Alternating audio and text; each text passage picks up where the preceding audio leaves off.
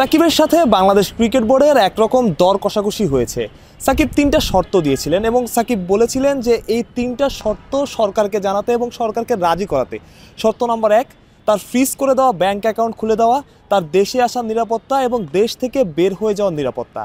এই ৩টা বিষয়ে সরকারকে রাজি করাতে বিসিবিকে অনুরোধ করেছিলেন সাকিব আল হাসান। তবে সাকিবের সেই অনুরোধে মন গলেনি বিসিবির, বা বিসিবি একদম নিরুপায়। বিসিবি তার সেই শর্তে রাজি হয়নি। রাজি না হওয়াটাও হয়তো স্বাভাবিক, কারণ প্রেক্ষাপট যেমন, বিসিবি চাইলেও হয়তো সাকিবের দেশে ফেরা সম্ভব না। এর আগে সাকিব যখন দেশে ফিরতে চাইলেন তখন একরকম হুলস্থুল কাণ্ড, সাকিবের পক্ষ সাকিবের বিপক্ষ, মিরপুরের বাইরে মিছিল মিটিং। এমন একটা সময় এমন একটা অবস্থা হয়েছিল যে মনে হচ্ছিল সাউথ আফ্রিকা সিরিজটা না আবার বন্ধ হয়ে যায়। বিসিবি তো আর সেই রিস্ক নিতে চাইবে না, খুবই স্বাভাবিক। এবং একই সাথে এই ৩ শর্তে রাজি না হতে সাকিবের ওয়েস্ট ইন্ডিজে খেলার সম্ভাবনাও একদম শেষ হয়ে গেল। সুতরাং বলাই যাচ্ছে সাকিব ওয়েস্ট ইন্ডিজে খেলছেন না, বা ওয়েস্ট ইন্ডিজে তার খেলা হচ্ছে না। এবং একই সাথে এটাও বলা যাচ্ছে সাকিবের আসলে বাংলাদেশের হয়ে আন্তর্জাতিক ক্যারিয়ারটাই শেষ, মানে সাকিবের আন্তর্জাতিক ক্যারিয়ারই আসলে শেষ। সাকিব একটা দারুণ বিদায় চেয়েছিলেন এবং বিদায়টা তিনি চেয়েছিলেন মিরপুর থেকে টেস্ট খেলে। সাউথ আফ্রিকার বিপক্ষে টেস্ট খেলে মিরপুর থেকে তিনি বিদায় নেবেন, মাঠে দর্শক থাকবে, দর্শক সাকিবের নামে জয়ধ্বনি করবে, এমনটাই ছিল পরিকল্পনা। সাকিব যদি আসতেন হয়তো এমনটা হতো, কারণ তার এখন অনেক ফ্যান ফলোয়ার। কিন্তু সাকিব আসলে দেশেই আসতে পারেননি। সাকিব দেশে আসার জন্য রওনা হয়েছিলেন, মাঝপথে তাকে ফিরে যেতে হয়েছিল।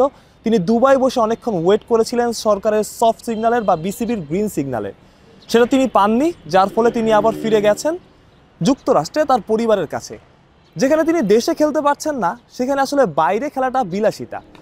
এখন আপনি বলতে পারেন যে সাকিব এর আগে তো পাকিস্তানে খেলেছে, ভারতে খেলেছে, কিন্তু তখন আসলে দেশে কোনো আন্তর্জাতিক সিরিজ হয়নি। দেশে যখন আন্তর্জাতিক সিরিজ এলো, সাকিবের খেলার সম্ভাবনা তৈরি হলো, সাকিব খেলতে চাইলেন, তখনই বাধল বিপত্তি। সাকিব দেশেই আসতে পারলেন না।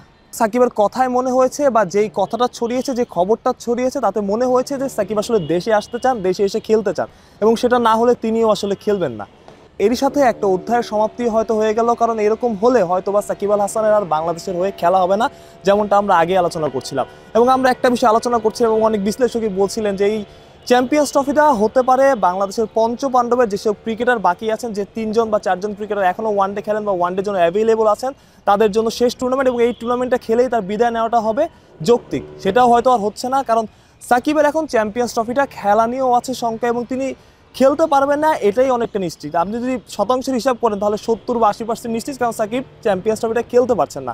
কারণ যে ক্রিকেটার আসলে দেশে খেলতে পারলেন না, দেশের বাইরে খেলতে পারলেন না, আফগানিস্তান সিরিজে তাকে খেলতে বলা হয়েছিল, তিনি খেলেননি। এখন ওয়েস্ট ইন্ডিজ সিরিজও তার অনিশ্চিত, যতটুকু খবর তিনি খেলবেন না। সুতরাং আপনার ধরে নিতে হবে যে বাংলাদেশের হয়ে সাকিবের আসলে ইন্টারন্যাশনাল ক্যারিয়ারটা শেষ হয়ে গেল। আপনি এক পক্ষের দোষ দিতে পারেন, এ পক্ষের দোষ দিতে পারেন, ও পক্ষের দোষ দিতে পারেন।